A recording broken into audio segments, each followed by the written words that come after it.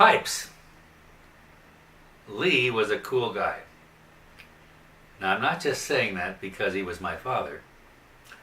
And I have to admit that he was bigger than life for me, and I probably idolized him way beyond his achievements, though I don't think so.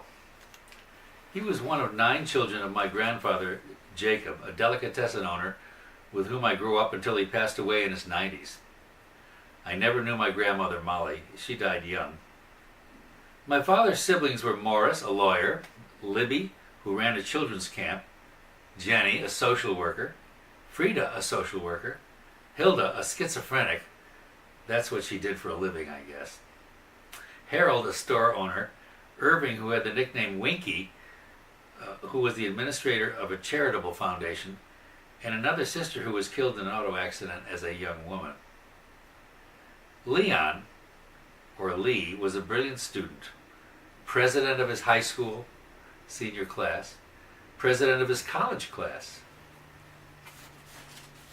captain of the basketball team, with a full scholarship to Cornell University, honors graduate from medical school, trained in surgery at Mount Sinai Hospital in New York with the greatest surgeons of the day, and was captain and then a major in World War II as a surgeon, first in England and after the invasion in southern France.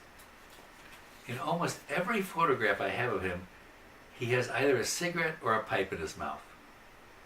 Well, maybe the pipe, but not the cigarette, which was always casually hanging from his lips, a veritable James Dean, Humphrey Bogart, Cary Grant, and Clark Gable all in one.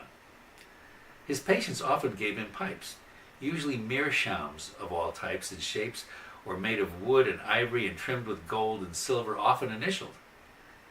Over the years he accumulated nearly 100, and smoking each one was a special production, big deal in my eyes. He'd select a pipe, put in a special tobacco, tamp it down with a special tamping instrument, light the pipe, and then I'd smell that strange and wonderful aroma. That was Dad. In between his pipe smoking, he smoked Camel cigarettes.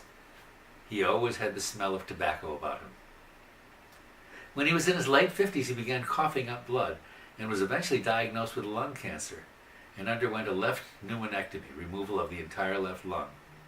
At that time, he stopped smoking cigarettes and gave away his entire pipe collection.